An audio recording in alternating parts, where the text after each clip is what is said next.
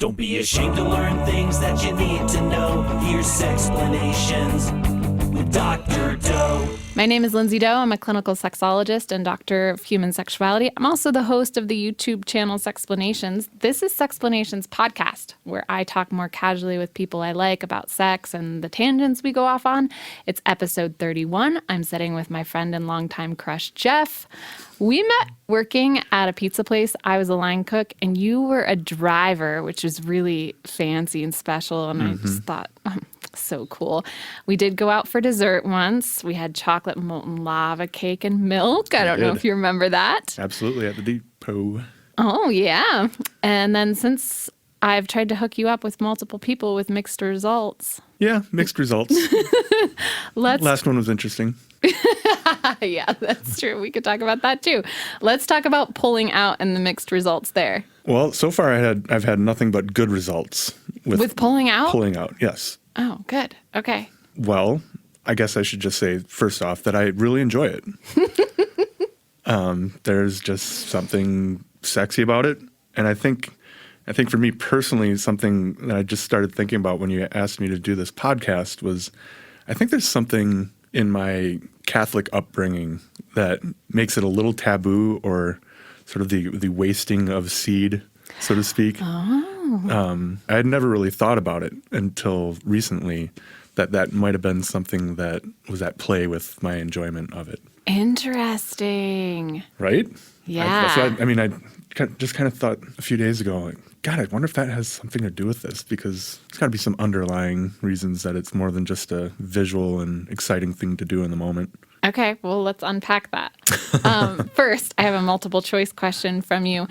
We have a fundraising source, patreon.com/Sexplanations podcast, where people can pledge money on a per episode basis to make sure that this form of sex education gets out to the planet. Donna Flint, Paul Nixon, and the Millers in particular have contributed a bunch, and so we do this question in their honor. Dr. Doe is holding testes. She's holding testes. If I get the question right, does it mean more money? I don't know, Donna Flint, Paul Nixon, and the Millers. You tell us. All right. Well, I'm going to concentrate on this one. I want to get this right. I set it up so it's mathematical. Oh. So, all you have to do is pick a number. And if you get the wrong one, whatever. No big deal. We're going to learn either way. I think people should give regardless. Yes. Please donate. This is not a gender progressive question. So just off the bat, no. I'm using the term women to refer to people assigned female at birth who then go on to be receptive partners for penis and vagina sex, because that's the data we have on them. And that's just because of how, research is framed. Basically, out of 100 women using the pull-out method, also known as coitus interruptus, how many of them will get pregnant? Don't I get multiple? You do. All right, ready? Okay. A, 1, B, 4, C, 23, or D, 39? I got to figure it's a lot more than 4. I'm just staring at you with my poker face. I don't want you to know. I'm going to go with 23%. It's 4! Well, yeah. That's because of sex education, the non-sex educating, in quotation, sex education that calls itself that. Because I think for so long, the social norm was that you say another name for pulling out is parenting. It was just a joke, right? Yeah, Everybody poo-pooed coitus interruptus and withdrawal, like, no, it's not viable. Yeah, that's interesting. But it makes sense. I just wasn't sure if everyone was as good at it as me. Okay, so this is a question I have for you. If they're not good at it, let's say they don't manage to pull out, are we still calling that the pull-out method? Well, I mean, if you're driving a car and you get in an accident, you're still driving a car. You're just doing it wrong. Okay. I don't know. I think doing it incorrectly is still, it depends on the intent. If the guy intentionally does not pull out in time, he is not being forthright about pulling out, so to speak. He's choosing to come inside her or him. Yeah. So I would compare it more to getting in a car and either putting the key in or not putting in the key and then calling it driving or starting a car. Yeah. That's probably a little bit better You're word. in the car, but you haven't actually ignited anything. I don't know. It's a mystery to me, but I think that even with people not doing it successfully, it still has such a low rate of pregnancy that we should be advertising it more. Mm-hmm. Well, what's the pregnancy rate on 100 women with condoms? It ranges, but if you're doing it perfectly, I think you've got a 98, and imperfectly, it's actually below the effectiveness rate of pulling out. I'll play an episode of Sexplanations YouTube about does pulling out work, and then we'll know for sure what a former smarter me had to say about it. The main event, sex positions. There are three main fluids that exit a biosex male's body through the penis out the urethra. 1, urine, an elimination of waste that originates in the bladder. 2, pre-cum, a clear lubricating liquid that comes from the Cowper's gland preparing the urethra for. 3, the sperm delivering white stuff made in the prostate and seminal vesicles. Semen has sperm in it, 200 to 500 million sperm.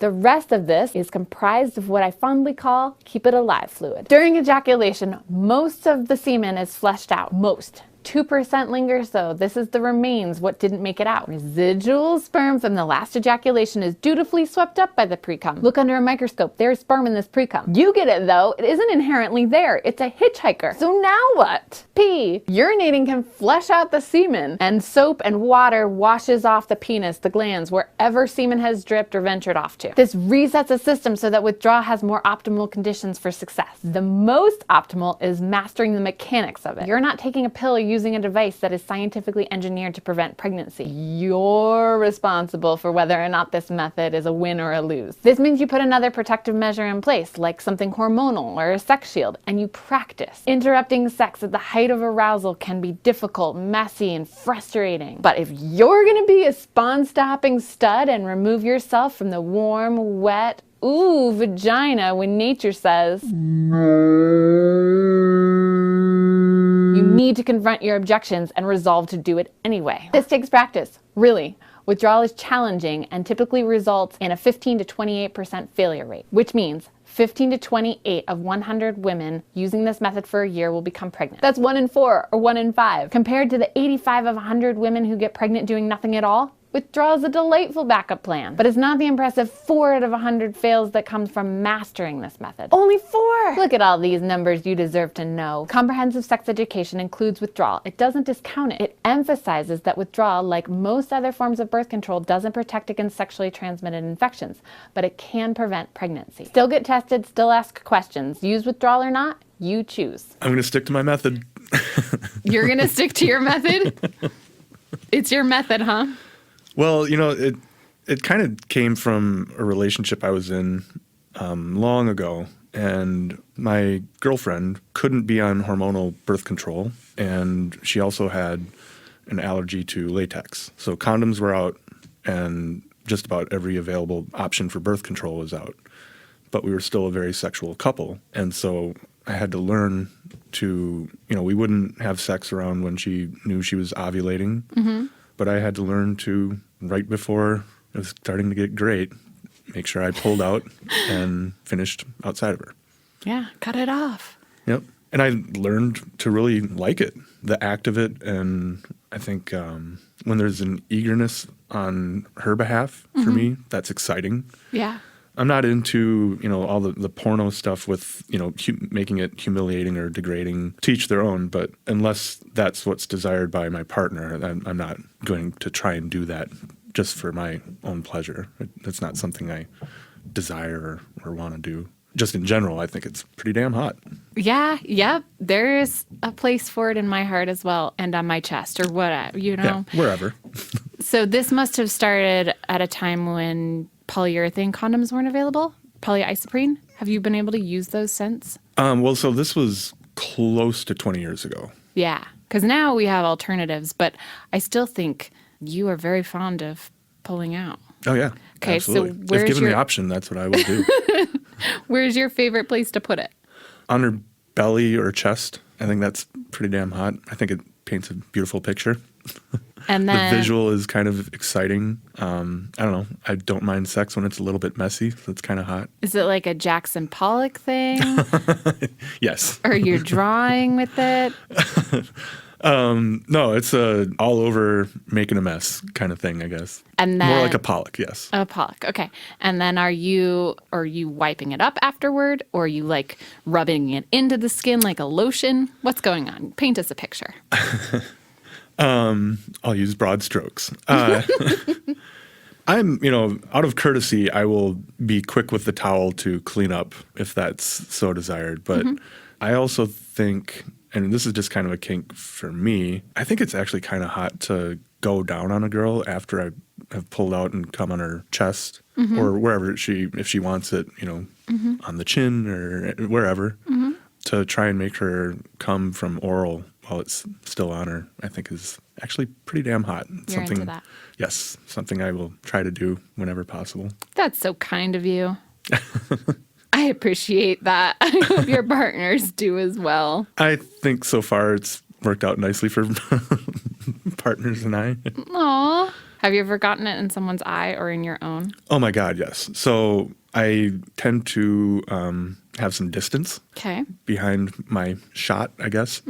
And yes, I can't even count how many times I've gotten a girl in the eye by accident. And Oh, Jeff. I've been accused of aiming it intentionally, which couldn't be further from the truth. When you're in the moment, aiming it is the last thing I'm thinking about. I'm thinking about, this feels so amazing and, yay, here it is. I would never, and this is why, I would never shoot it towards someone's face intentionally. Because A, you can get it in the eye, and B, people just don't think that's nice, much less sexy. But yeah, I came in my own eye once, and that's why I will never, ever try to get someone in the face. Unless they actually are like on their knees and begging for it and helping me out. If it happens, it happens. Right. But intentionally, no way. It fucking stings. Yeah, it does. I mean, I don't want to yuck anyone's yum if you're into semen in the eyes. Totally. Yeah. So be it. But yeah, that is painful. Yeah, I was feels laying like on the my sperm are trying to get into Yes, they're your impregnating my eyeball. They're like, this is a really big egg. They did not tell us in sperm school how big this egg was going to be. As they're sitting there just tails out, just swimming right into your cornea. So awful. Yeah. No, I totally got myself once when I was getting myself off. I was just laying on my back, and like I said, sometimes I'd come with some force, and I plastered my eye. I mean, like, I had a red eye for the rest of the day. Yeah. And it was the start of the day. I had to go into work, and people asked me, like, what's with your eye? I'm like, oh, I got something in my eye. No way. I didn't tell them I totally came in my own eye. We're going to get society there, Jeff. Mark my Eventually. words. I just wrote about hickeys. Oh. And When was the last time you gave a hickey or received one? I think I received one maybe a couple weeks ago. It wasn't intentional. It was just, in the moment. Yeah. I try to give them all the time, but I You're evil. Why? You like marking your partner? I just like toying with people, I think. Oof, that's dangerous. Anyway, people were messaging me about how they hope we get to a place in society where you can show off your hickeys as an adult and that not be taboo or, something that you get scolded for at work. But instead it's like, yeah, look at you go getting the good sex. Well, I think you can have good sex and bad sex with hickeys involved. That's true. That's true. Just like you can have a good masturbation session with or without a red eye. Yep, very true. God, I remember giving a girl a hickey in 9th grade. She was in 8th grade, I was in 9th grade, and I did not live it down. It was dark, and I remember kissing her and actually like kind of tasting blood and thinking, whoa, that's interesting. And then the next day she showed up with a turtleneck and came immediately over to my locker and showed me and just chewed me out. She was pissed. An 8th grader and a 9th grader, isn't this why they separate you usually with middle school and high school? Yeah, so our high school and junior highs were a little different. We had, so the way our school system was broken up, it was K through 6 in one school, and then 7 through 9 in another, and then 10 through 12 in another. So as a freshman, you were actually the king of your school, unlike most other freshman experiences, right? So you didn't have that getting shoved into a locker by some senior experience as a freshman. And then by the time you're a sophomore, it's all kind of like, we're all in high school together. There was no like being ostracized for being the youngest of the classes. Wow. I know. It was a different experience. I think Maybe about they that. should do that everywhere. They should. Except I feel really badly for the teachers who are teaching what did you say, the 7th through 9th? Yeah, I've substitute taught before, and those are the grades that I will absolutely not do. Or back in the day when I used to substitute teach. Yeah. No freaking way. You cannot pay me enough money to babysit a bunch of Raging 15. hormones. Yeah, I mean, they've got a rough deal as it is. I remember being that young. Yeah, I know. When I subbed in 8th graders the last time, I just started the day by saying, there is literally nothing that you can do to me that I didn't do to some poor sub teacher 20 years ago. So I'm just going to march your ass down to the principal's office. And that usually kept kids in line pretty well. But you'd always have that little prick that wanted to, test you, or some drama amongst girls. I'll never forget. I was teaching, I think it was 9th grade, and it was right after lunch. This girl I'd never seen before comes running into the classroom, and she's bawling. And she just wraps her arms around my waist and starts crying into my chest. And I stick my hands up like I'm being robbed. Smart. And yeah, I'm just like, oh shit. Like, I don't know this person. This is awkward. I could get in trouble just for like, embracing him or like consoling him. And so she's weeping into my chest, and she goes, Tina called me fat. And then Sarah said I was a slut. And I'm just sitting there like, Arms up. what the hell is going on? Looking out the door, hoping that, the principal doesn't walk by or something like that. I had to just sit her down and just say, you know what, kids are cruel. Choose your friends wisely. I'm sorry that Tina and Sarah are such jerks. Whoa. Yeah, and then she Were was you in my teaching next at the class. time? No, she was in my next class. She came in like 5 minutes early because she had been traumatized by these so-called friends. Oh. Yeah. I felt terrible for her, but I mean, as a sub teacher, you're not in a position to do anything about that. You can't interject, Well, great advice anyway. Yeah. So yeah, no teaching those grades. That's just a miserable time for everybody, kids and teachers. Yeah. If you are a teacher of those grades, thank you for doing what you do. And if you are doing in the one Lord's of, work. If you are in one of those grades, be nice. Yeah, go easy on your friends and your teachers and your parents. Everyone's just trying to get through. Yeah, it'll pass. So do you have advice on pulling out, on what to do and not to do? Well, Pro tips? I mean, obviously, you should already be well acquainted with your partner to know, what your birth control status and stuff like that. That groundwork should be laid out. Okay. As far as, everything from STDs to pregnancy and all that. But for me, I find that it's a big turn on when my partner is kind of eager for it. And so if they're either begging for it or saying, I want you to come here or there or do it like this, like that's a big turn on. And that's, I guarantee, like you will be a more successful puller-outer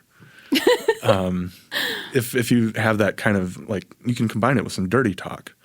To ensure that you pull out of her vagina well in advance so that pre-cum or semen doesn't make it out like in an initial burst. And yeah, just make sure your partner knows what's going on and is kind of expecting it in some way. So they can I mean, it can be cover their exciting eyes.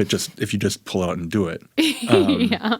But for God's sakes, don't hit them in the face then if you're just going to spur of the moment kind of thing. Give them a warning to blindfold themselves. I think there's just a lot of fun that can be had with it if you ask them to finish you off, either by hands or with their mouth or if feet are your kink or with their breasts or however. There's a lot of different ways that you can do it. I think it's hottest when there's like kind of a lead up, talk about it a little bit with dirty talk, and it's a two-way street rather than here's me finishing and how awesome am I kind of thing. Because it can be, I think the porn industry has done a disservice in a way in that there's such a hyper focus on the man's orgasm that the pulling out is, the climax of what you're supposed to see. And good sex should be like a climax throughout. It should plateau at this high level, and it doesn't just peak when the man comes. It should all be kind of a peak. And she should be having as many orgasms as possible. So I think it's hottest when there's just good communication, a little bit of dirtiness, and if you want to make the man pulling out and coming the end of it, so be it. But like I said, I think it's also incredibly hot to go down on a girl after you've kind of finished on her belly or chest or wherever she wanted it or wherever you wanted it, and try and get her to have her nice little climax. Now, everyone 10. knows how to please you, Jeff.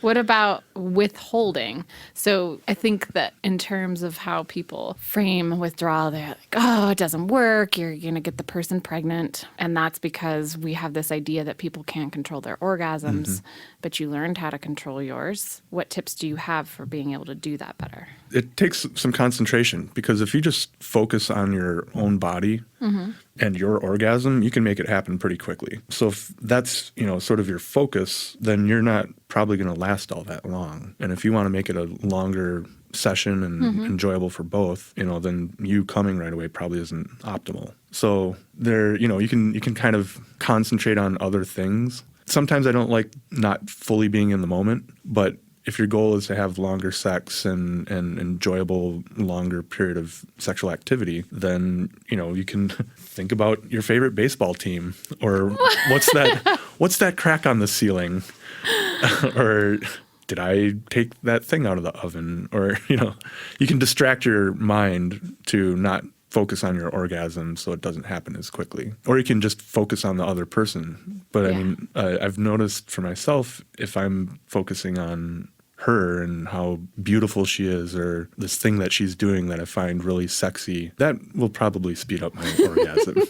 More turned on you are, the closer you get to climax, is my experience. Well, it also seems like it's getting to know yourself and your cycle of arousal so that you know where your point of no return is. You know how many seconds or percents of a second it's going to take before that point of no return and actual ejaculation, and what kind of time you need to remove yourself from the other person's grip, etc. Yeah, and I actually dated someone very long term who was on birth control, and we would do things like, if I got really close to orgasm, we would stop or slow down, and I would take some almost like core breaths, like in yoga.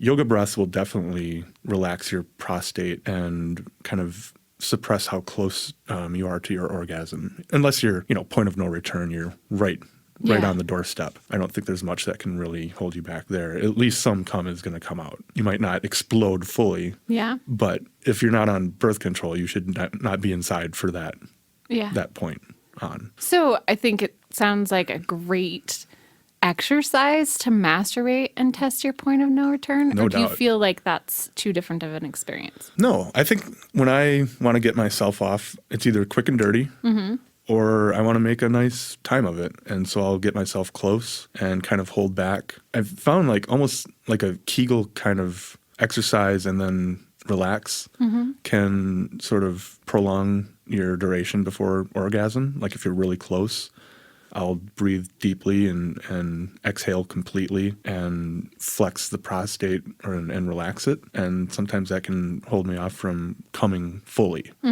Like, again, you might have some come out, but not with the force and strength of a real big orgasm. It's kind of hot. Sounds so fun. It is. I mean, I have my own version of that, but to do tell. Actually shoot things in certain directions, or being able to write your name in the snow.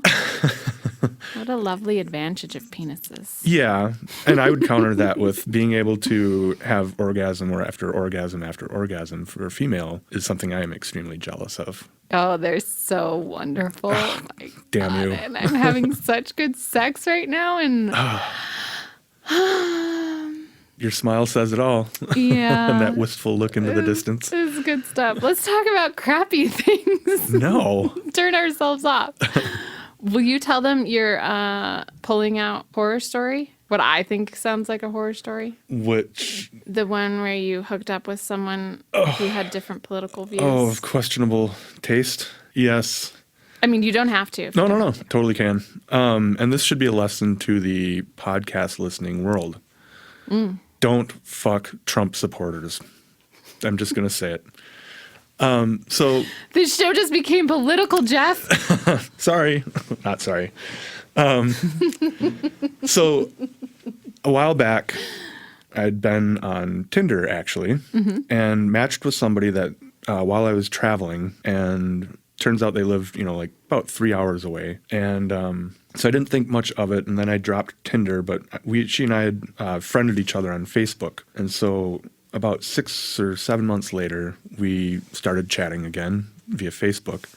And flirting turned into kind of sexting and talking about sexual stuff. And it was established that I wasn't going to be moving a couple hours to be in a relationship with her, and she wasn't going to be doing that, moving to where I live. Mm-hmm. And so we figured, well, we'd still like to meet up and let's have sex. And so we arranged to meet at this nice little resort, and we were going to sort of feel each other out, have some conversation over a drink and some food. And then if it all felt right, we were going to go back to our cabin and have a wonderful evening full of sex. Mm-hmm. And pulling out was something that we had discussed that was a major turn on for both of us. So we had all these little things that we wanted to do. And yeah, negotiated. Great. Yeah. The roadmap was there. We both had similar goals, let's call it. Similar goals. And so we had sex. It was pretty hot. And, she wanted, the first one she wanted to swallow. Okay. So we were having sex, and then I pulled out, and she finished me with her hands and mouth. It was very hot. Felt great. Then we had sex again, also very good. And we had sex a third time. Now, after that third time... Wait. But there's pulling out involved. In each one. And okay. Yeah. Yeah. She was on birth control. We both got tested so that we knew we were STD free. We used condoms, but the pulling out and letting the cum fly was a big turn on for both of us. So after the third one, I made some comment about Donald Trump, and she spun on a dime and turned to me and said, "You didn't vote for Hillary, did you?" And I said, "Well, I'm not a big fan, but she's, a pretty good civil servant, and I think she would have made a pretty good president. And besides, Donald Trump's kind of an asshole. I just could never see myself voting that way." Mm-hmm. And she laid into me, just, "Oh, you support welfare queens, and you're a socialist, and I should have never hooked up with you because you're a dumb communist," and all this stuff. And I was just like, oh my God, who did I put my dick in? And so the night totally changed from that moment on. It was this political war in a cabin in the middle of nowhere after having, by both accounts, very good sex. We definitely enjoyed it. And I kind of laughed later on. I was like, I wish the sex wouldn't have been good because I don't like you as a person now. And this sucks mentally to ponder the fact that I just had sex with someone that is a hardcore Donald Trump supporter and has some kind of ugly beliefs come to light. She's, a little bigoted and a little just kind of a nasty person, very selfish and kind of a jerk. And, in the weeks leading up to it, our conversations tended to skew towards sex eventually. And so it kind of covered up, any talk about who we were as people on that level. You didn't do proper Facebook research. And both of us had pretty low profile on social media. Neither of us had Instagram. Her Facebook page was just stuff about family and her job. Mine is mostly stuff about things that I work on, and some music and stuff like that. So you wouldn't really be able to glean that information from our Facebook profiles, that we are polar opposite human beings politically. So shared goals, opposite politics. Oh, yeah. Man, if we could have just kept our mouths shut for the rest of the evening regarding politics, it could have been a fun time, mutually beneficial, and we could have left it at that. But, man, it was horrible. No, but she opened her mouth, and like you said, you filled it up with liberal sperm. Oh, yeah, that was kind of the best part, because she kept going on. She couldn't, we're in this cabin, and it's too far for me to drive home that night. So we're kind of locked into this thing. We have to sleep in the same room and get up the next morning and then leave. Every half an hour, 45 minutes, she would just start digging in on me and being a progressive or, politically liberal person. And she'd jump in my face. It was almost like she was baiting me to, be physical with her, because she would put her finger in my chest and poke me and, scream, 2 inches from my face. She was being really aggressive. Mm-hmm. Finally, I'd had it. And the last time she started digging in on me, I said, you know what the best part about all this is that right now you've got a bunch of liberal sperm in your stomach and you're just filled with liberal cum right now and there's nothing you can do about it. And that really pissed her off. But it was all I had. I didn't want to fight, but I don't know. I have this thing where if you poke hard enough, I will retaliate. But it takes me a really long time to get to a point where I want to fight hard back. But I'll typically throw a grenade in that case. Well, you didn't name call. And No, I was trying to keep it civil. Shit, we had like a whole evening, in this room together. She could just go to her bed and stay over there. But she would not. If you're listening, let us know in the comments what you think about Jeff's story. I'd love to read what the world at large thinks of that episode. I don't want to victim blame, but I do think that the lesson is to find out the person's political views before you have sex with them. And for me personally, I just don't want to give a Trump supporter satisfaction like that.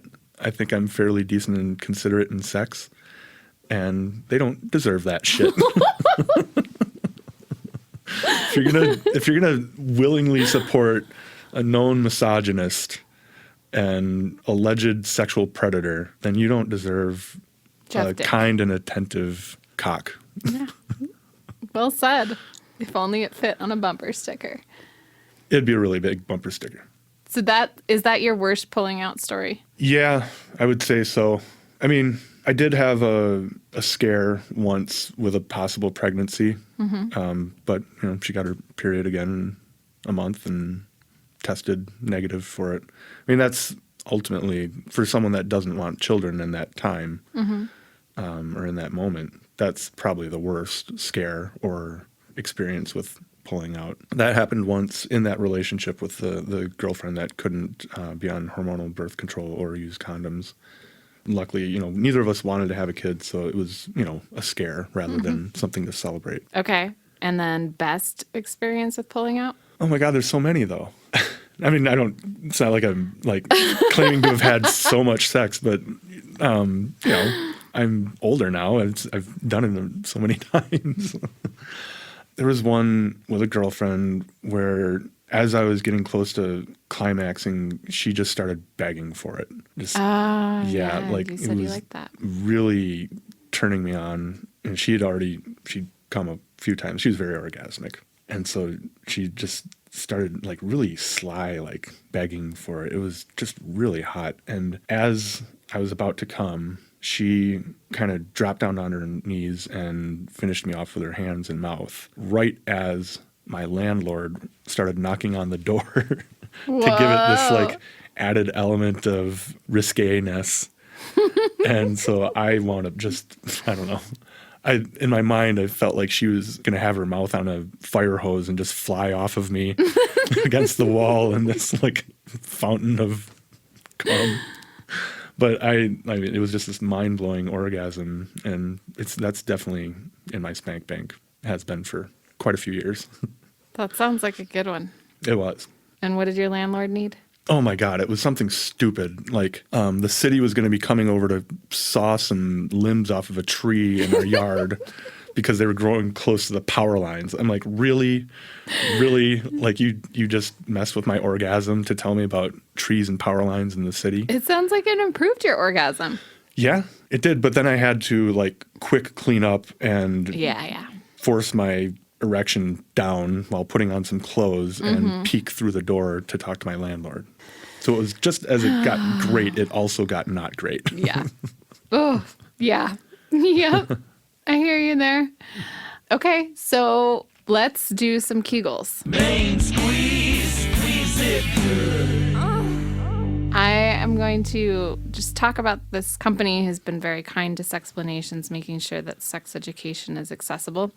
And we're going to interject moans. And so every time there's a moan, you can do a squeeze of your pubococcygeus muscles and strengthen those so that you can have better orgasms.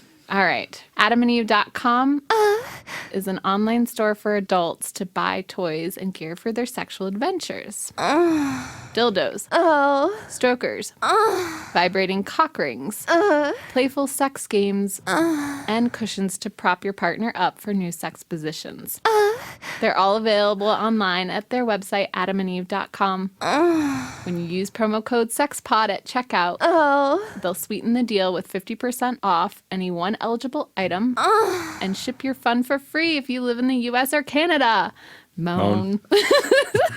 I did a couple extras on your longer sentences there. Yeah. I hope that's okay. That's great. I like it. How does your crotch feel?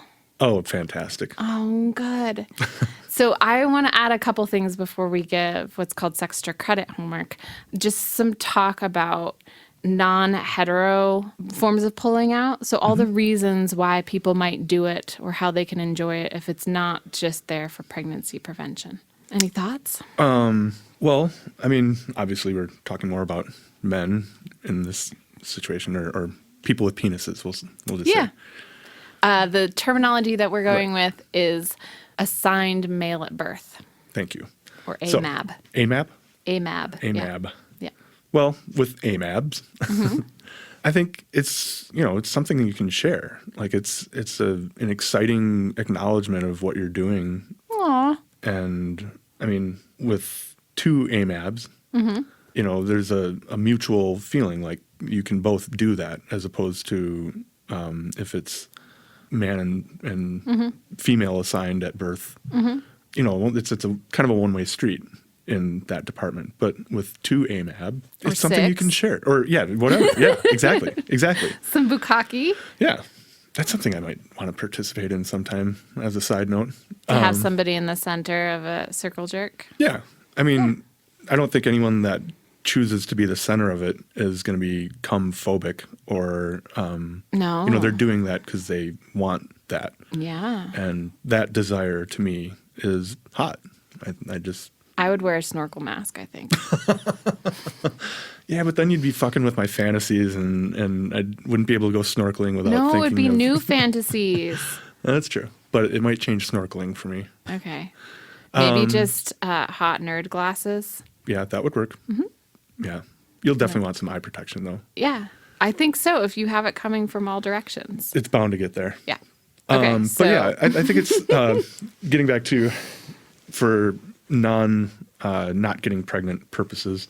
It's something that can be shared. Camaraderie. Yeah. Yeah, okay. You're showing off your creation. Yeah. Maybe producing some art. You have a physical representation of your orgasm. Yeah, tangible success. That's just Yeah. the glorious thing of it is that you have a tangible result of the good experience. Okay. It's hard to come when you're pissed off. Ooh, challenge accepted. So in the comments, if you have more reasons or benefits of pulling out, please list them. I'm thinking two other things to mention. One is that pulling out is a lot more successful as a birth control method if you're urinating between ejaculations so that you are flushing the sperm out. Otherwise, there should be no sperm in the pre-ejaculate, which is what makes it a little bit more risky to put an uncondomed penis inside a vagina. And then the other note is that it's not going to prevent STIs. Right. This is if you know your partner's status, you've had those conversations and have gotten tested and received treatment. We have to be thorough with our education here, Jeff. Well, and another good thing for pulling out for anybody that chooses to pull out is you can contain the mess a little better. Ooh, do tell. What do you mean? Well, for example, say you're at a wedding. I was at a wedding once with a... Say you're at a wedding. Let's just make this personal. So I was at a wedding once, and my girlfriend at the time was like really turned on and wanted to sneak away for a quickie, like in between the actual ceremony and before the reception. Weddings. Yeah, right? Yep. It just brings out the best in people sometimes. And so as everyone was walking to the reception, because it was all in the same building, we snuck off in this storage room at this big fancy resort and just started going at it. And she was on birth control. She actually really liked for me to come inside her. She loved the feeling. It would actually usually cause her to have another orgasm. Yeah. Yep. And that's just some damn hot stuff. But the negative to that is that if you're going to go dancing and hanging out in a social situation where you're sitting at a dinner table, having a bunch of cum leaking out of you and your panties and beyond is not optimal. So she wasn't one to finish me off much with her mouth. Like she didn't particularly enjoy, swallowing or anything like that. But for this purpose, I had her kind of bent over, and when I was ready to come, she finished me off with her hands and mouth to contain Yeah. Okay. the That makes potential sense. mess. So there are other added benefits too. Yeah.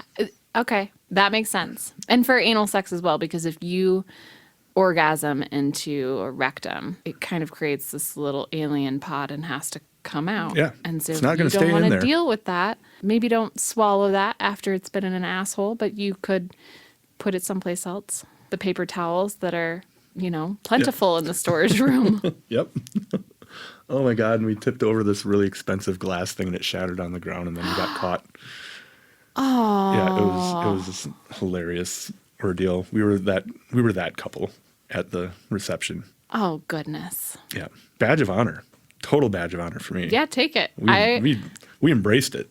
I was having sex in a van up on Blue Mountain, which is one of our wilderness ranges, park areas. And a park ranger came and knocked on the door. I was like, hey. And then I, answered all flushed. And he just let us finish. Oh. It's like, yeah, you guys finish up, but get out of here when you're done. Oh, really? And He if you said, need "You guys another finish up?" place to go, here's this mountaintop instead. Nice.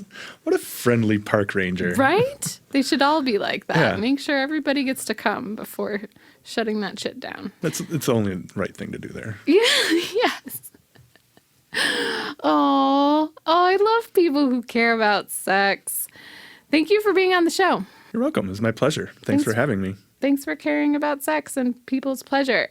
Before you go, do you have any Sextra credit? Now you can practice at home. Dr. Doe gives you Sextra credit. That would be good for our audience to do in the coming week? The coming week? In the coming week, I think everyone should help their partner get off through non-intercourse means. Aw. What if they don't have a partner? A selfless act A selfless act. for those who are partnered. And if the person doesn't have a partner? Get yourself off as often as you can. Go for it. Great assignments. I would also encourage people to try and find the time space between that point of no return, like the orgasm is accessible, and when the orgasm actually happens. Yeah, that's a good Sextra credit activity. Explore that area. It's a lot bigger than you think. In between when your brain first tells you it's going to happen. Because something happens, whether you're by yourself or with a partner or a lot of partners, something happens. This orgasm fairy lands on your shoulder and taps you on the shoulder and says, "You're going to come." And up until that point, you were almost seemingly unaware of orgasms altogether, but now it's going to happen. And Orgasm fairy. there's a span there between when it does happen and when your inclination has been aroused that this is a done deal. It's going to happen. There's no stopping this. There's a big world to explore there. Okay, that's the Sextra credit.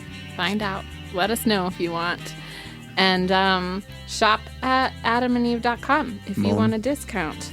Thank you again, Jeff, for being so magnificent. A special thank you to Complexly and Cinema Studios and Count Boogie as well.